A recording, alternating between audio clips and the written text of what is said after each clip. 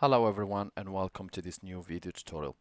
In this video guys, I'm going to show you two more ways how you can fix the Windows 10 death screen or black screen.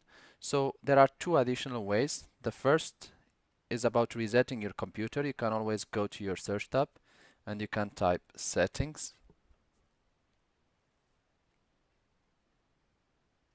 You will have to wait just a few seconds until the settings opens. So we'll open our settings. And here guys, we're going to select update and security. And then we'll go to recovery. And here guys, you will have the option of reset this PC as a first method of fixing the black screen or death screen. Be careful, resetting your PC will delete all your files. So my advice to you, make sure that you have a backup of all your data before you proceed with the resetting. The second option, we will access the advanced startup menu and we will try to repair our computers from there. So we're going to click on restart now. And after the restart, we'll access the advanced mode. Here guys, after our computer restart, we have now the advanced mode. So we're going to click on troubleshoot.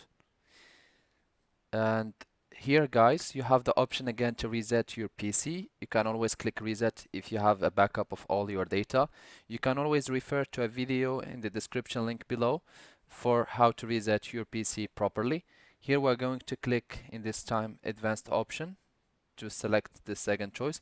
So here guys, we have startup repair and system restore. So guys, if you have already made a restore point of your computer when you were installing the software, when Windows or when your computer was working properly, then you can click system restore and go back to that restore point, and this might solve the problem. The third option, it will be startup repair, and that's what we are going to select for now. And this option works in 99% of the cases, and it takes a bit longer time. However, it works in 99% of the cases.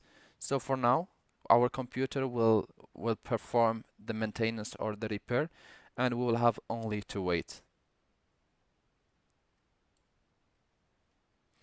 Here the startup repair is asking, choose an account to continue.